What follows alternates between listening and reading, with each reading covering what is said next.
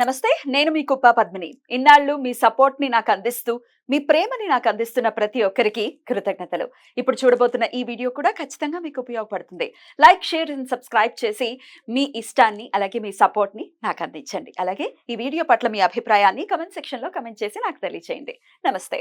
నమస్తే. Welcome to our channel. నేను పద్మిని. ప్రస్తుతం మనతో పాటు ప్రముఖ ఆధ్యాత్మికవేత్త, వాస్తు జ్యోతిష పండితులు, లలిత ఉపాసకులు, వాస్తు జ్యోతిష శిక్షణ నిపుణులు బ్రహ్మశ్రీ నానాజీ పట్నాయక్ గారు మనతో పాటు ఉన్నారు. మాట్లాడదాం. సార్ నమస్తే సార్. శ్రీమాత్రే నమః. సార్ ముందుగా మీకు వ్యాస పూర్ణిమ శుభాకాంక్షలు సార్. శ్రీమాత్రే నమః.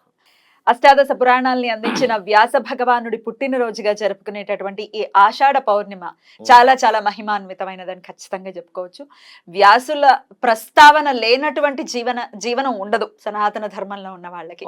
ఖచ్చితంగా ఆయన ప్రస్తావన ఉంటుంది. ఎందుకంటే ఏ పురాణం తీసుకున్నా ఆయన అందించింది, వేదాలని వర్గీకరించినటువంటి ఆ తీరు కానీ అన్ని అసలు విష్ణువే ఆయనగా వచ్చారు కాబట్టి మాత్రమే సాధ్యపడింది.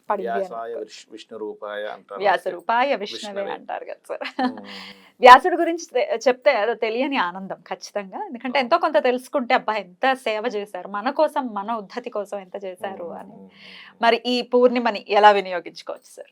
మన ప్రేక్షకులకి మీకు కూడా వ్యాస పౌర్ణమి శుభాకాంక్షలు తెలుపుకుంటూ, ఫస్ట్ ఆఫ్ ఆల్ ఈ గురు పౌర్ణమి రోజు వ్యాసుణ్ణి మరియు వాళ్ళ గురువుల్ని ఎవరైతే తలుచుకుంటారో వాళ్ళకి గురుబలం పెరుగుతుంది అంటారు. ఎందుకు పెరుగుతుందండి? ఏమంటే వాళ్ళని తలుచుకుంటే ఎందుకు పెరగాలి? దీనికని ప్లానటరీ కాంబినేషన్స్ ఏమైనా తోడ్పడతాయి ఏంటి అంటే, మీరు గమనించండి, కరెక్ట్గా మనకి పౌర్ణమి సమయానికి కర్కాటక రాశిలో రవి ఉంటూ ఎగ్జాక్ట్లీ 180 డిగ్రీస్లో అంటే మకర రాశిలో చంద్రుడు ఉంటాడు పౌర్ణమి సమయానికి. మకర రాశి ఎటువంటి రాశి అంటే గురువు నీచబడే రాశి అది. కర్కాటకం గురువు ఉచ్చు పొందే రాశి. అవును సార్, అవును. అంటే నీ మనసు ఏదైతే ఉందో, నీ మనసు నీచ పొందేటువంటి గురువు నీచపడే ప్లేస్లో ఉంది, నీ ఆత్మేమో గురువు ఉచ్చు పొందే ప్రదేశంలో. ఎవరి జన్మజాతకంలో అయినా గురువు కనుక నీచపడ్డాడు అనుకోండి, రకరకాల ఉంటుందండి. నీచం అంటే ఎంతసేపు డైరెక్ట్గా మకరంలో నుంచి నీచపడాలని రూల్ లేదు. లుక్స్ ద్వారా కూడా ఉంటుంది. అంటే ఎట్లాగా, గురువు ఉదాహరణకి తులాలగ్నం ఉందనుకుందాం కాసేపు. తులాలగ్నానికి గనక గురువు వెళ్ళి మన మిథున రాశిలో ఉన్నాడు అనుకోండి, ఉంటే కూడా గురువు ఆ లగ్నాన్ని పాడు చేస్తాడు. ఎందుకంటే 6వ అధిపతి వచ్చి అండ్ 3, 6 అధిపతి, తులాలగ్నానికి 3, 6 అధిపతి వచ్చి 9లో కూర్చొని లగ్నాన్ని పాడు చేస్తున్నాడు. ఆ లగ్నాన్ని పాపై పాడు చేస్తుంటాడు ఒక్కోసారి.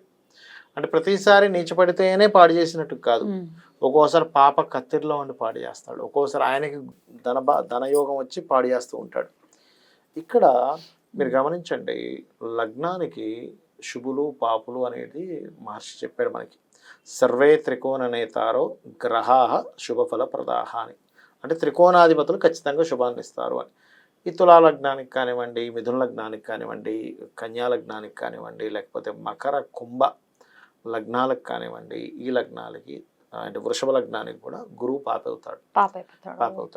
పాప ఈ గనక ఆయన చూస్తే ఇంకా ఎక్కువ ఎఫెక్ట్, ఇబ్బందిని ఇస్తాడు. ఒక్కొక్కసారి పాపయ్య కూడా శుభగ్రహాలతో ఎఫెక్ట్ తగ్గిపోతుంది మళ్ళీ. ఇలా ఎవరికైనా గురుబలం సరిగా లేకపోతే జరిగే పరిణామాలు ఏమిటి అంటే, వాళ్ళు ఎన్ని పూజలు పునస్కారాలు ఎంత చేస్తున్నా సరే అది ఫలించదు. చాలామంది చూడండి, అయ్యో వాళ్ళందరూ చేశారు హోమం, ఫలించింది, నాకెందుకు ఫలించలేదు అంటూ ఉంటారు. గురుబలం ఈజ్ ఈక్వల్ టు దైవబలం. ఇది ఫస్ట్ మనకు తెలియాలి బేసిక్గా. గురువు బాగా లేడంటే పూర్వజన్మల్లో ఈ వ్యక్తి దైవ దూషణ చేసి ఉంటాడు, లేదా దైవం పట్ల అపారమైన ప్రేమ ఉన్నటువంటి భక్తురాల్ని ద్వేషించుంటాడు. ఇలాంటివి చేయడం వల్ల ఈ జన్మలో గురువు బలంగా ఉండడు. ఇది ఆస్ట్రాలజికల్ రూల్. మరి దీనికి ఏంటి అంటే, ఇలా వ్యాస పౌర్ణమి వచ్చినప్పుడు చింతిస్తూ ఎవరైతే గురుగ్రహం దగ్గర దీపారాధన చేసుకుంటూ వ్యాసుని తలుచుకుంటూ వాళ్ళకు ఉన్నటువంటి గురువులు ఎవరో ఉంటారుగా, వాళ్ళకి ఏదో ఒకటి నేర్పించినటువంటి గురువులు, యాక్చువల్లీ గురువు అనే శబ్దానికి ఇంకా చాలా పెద్ద అర్థం ఉంది, వీళ్ళు టీచర్స్ అవుతారు యాక్చువల్గా. కాకపోతే ఆ భావంతో వీళ్ళకి ఇవ్వచ్చు, తప్పేం కదా, ఏదో ఒక విద్య నేర్చుకున్నాం కదా. గురువు అంటే నీకు వెలుగుని చూపించేవాడు, నీ అజ్ఞానంలోంచి జ్ఞానంలోకి తీసుకొచ్చేవాడు గురువు. ఆధ్యాత్మికమైనటువంటి విషయాలని కంప్లీట్గా మీకు ఎక్కడా స్వార్థం లేకుండా నేర్పించేవాడు గురువు. కరెక్ట్ చెప్పాలంటే. ఓకే. ఈ వీళ్ళంతా టీచర్స్ అవుతారు, Hmm. ట్రైనర్స్ టీచర్స్ అవుతారు. అవును సార్. అంధకారం నుంచి బయటికి తీసుకొచ్చేవాడు, అజ్ఞానం అనే అంధకారం నుంచి బయటికి తీసుకొచ్చేవాడు గురువు. పెద్ద పోస్ట్. చాలా పెద్ద పోస్ట్ అది. అయితే ఇలా ఎవరికైనా గురు సంబంధించినటువంటిది పాడైనప్పుడు ఈ రోజు ప్రత్యేకంగా ఎవరైతే చేస్తారో వాళ్ళకి అక్కడి నుంచి వాళ్ళు చేసే పూజలు ఫలిస్తాయి. ఓకే. ఏం చేయమని అంటారు సార్? ఏం చేయాలి? ముఖ్యంగా ప్లాంటరీ పొజిషన్స్లో గురువు పాడేయడం మనం తెలుసుకున్నాగా.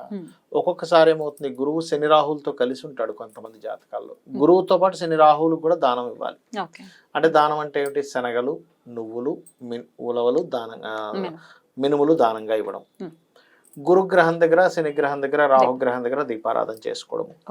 గంధము, స్వచ్ఛమైనటువంటి గంధం, అరగబామైనటువంటి గంధాన్ని తీసుకొని దాంట్లో కొంత నీళ్లు పోసి దాంతో శివునికి అభిషేకం చేయడం. పసుపు రంగు వస్త్రాలు దానంగా ఇవ్వడం ముఖ్యంగా చేయాలి. చేసినట్లయితే ఖచ్చితంగా ఈ గురుగ్రహ అనుగ్రహం కలగడం, వ్యాసుడి యొక్క అనుగ్రహం కలగడం ఖచ్చితంగా జరుగుతుంది. ఎవరికైనా జన్మజాతకంలో గురువు పాడైతే వచ్చే రోగాలు అని చెప్పమంటారు. లివర్ పాడవుతాం, అవన్నీ లివర్ ఎఫెక్ట్ వచ్చింది, గురుగ్రహం పాడైందని అర్థం. సింపుల్గా లేదు. చిన్నప్పుడు మనం చూడండి, ఒక్క పిల్లవాడే టార్గెట్ అవుతుంటాడు టీచర్కి. అవును. ఇదేమిటి అంటే టీచర్ ఎందుకు వాడి మీదకే వెళ్తూ ఉంటుంది? ఎందుకు? గురుగ్రహ దోషం. గురుగ్రహ దోషం. పాపం ఆ టీచర్ దోషము కాదు, గ్రడ్జ్ పెట్టుకున్నారు అనుకుంటుంటారు. ఒక చిన్న ఎగ్జాంపుల్ చెప్తాను. ఒక వ్యక్తికి గురువు పాడయ్యాడు. ఎంత పాడైపోయాడంటే అతను చెప్తున్నాడు ఆయన ఎక్స్పీరియన్సెస్. సార్ నాకేమిటో అర్థం కావట్లేదు, చిన్నప్పుడు నా స్కూల్ టైంలో నా పక్క వాళ్ళు పెద్ద పెద్ద తప్పులు చేసి ఉంటారు, వాళ్ళకేమో చిన్న చిన్న పనిష్మెంట్లు దొరికి. అంటే నేను జాతకం చెప్పాను అనమాట. అయ్యా మీ గురువు పాడయ్యాడు, మీరు చిన్నప్పుడు టీచర్స్తోని పెద్ద అయిన తర్వాత మీరు ఎవరినైతే నమ్ముకొని మీకు గైడ్ చేస్తారనుకున్న వాళ్ళందరితో మీరు మోసపోయారన్న.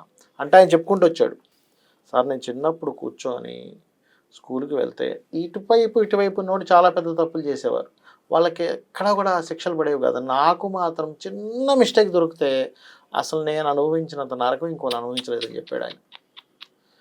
ఒకటి. రెండవది, ఆయనంట ఒక వ్యక్తిని నమ్మాడంట.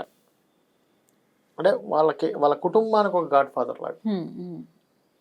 అతను చేసిన మోసం ఏం చెప్పమంటారు అంటే, ఇది గురువు పాడైపోవడం వల్ల ఇవన్నీ కూడా. ఒక సంబంధం తీసుకొచ్చి ఈ అమ్మాయిని చేసుకుంటే నీకు, మనకు తెలిసిన వాళ్ళే చాలా మంచి అమ్మాయిని చేశారట, అది పెద్ద మోసం. అయ్యో, ఆయనకు తెలుసా? ఆయనకు తెలుసు. అయ్యో. అదే మరి గురువు అంటే, నేను మీకు ఎగ్జాంపుల్ ఎందుకు చెప్తున్నానంటే, గురువు గనక పాడైపోతే జన్మజాతకంలో ఇవన్నీ ఎందుకు వస్తాయి?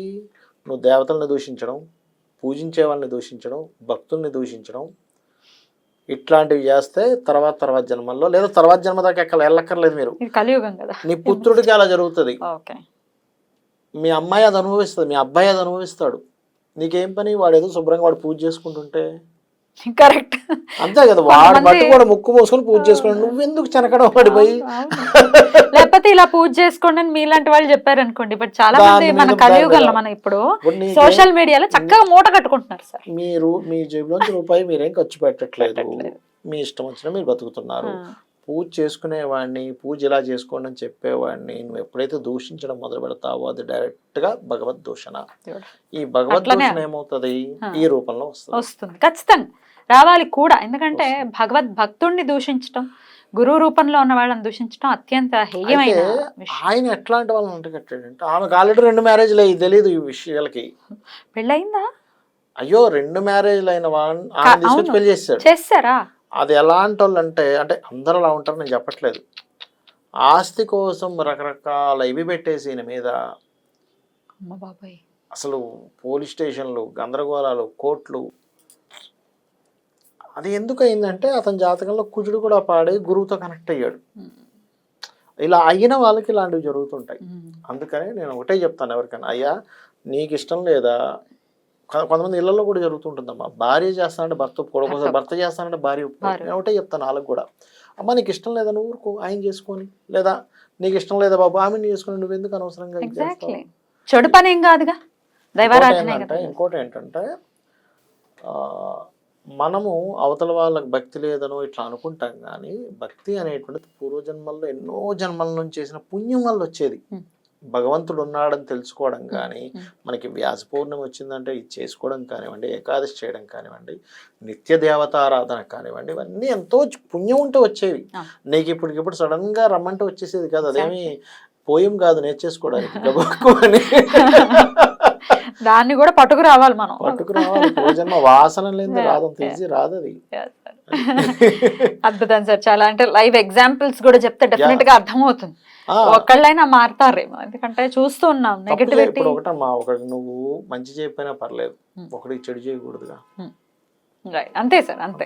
అద్భుతం సార్, చాలా బ్యూటిఫుల్ గా మాకు వివరించారు. డెఫినెట్ గా గురు పూర్ణిమని ప్రతి ఒక్కరు కూడా వినియోగించుకోవాలి. డెఫినెట్ గా సంవత్సరానికి ఒక్క రోజు వస్తుంది, ఒక్క రోజు కనుక ఇలా చేసుకుంటే, ప్రతి ఏడాది చేసుకుంటుంటే గురువు అనుగ్రహం ఖచ్చితంగా పొందుతారు. అద్భుతం సార్. మరొక్కసారి మీకు వ్యాస పూర్ణిమ శుభాకాంక్షల్ని తెలియజేస్తూ నమస్తే సార్. శ్రీమాత్రే నమః.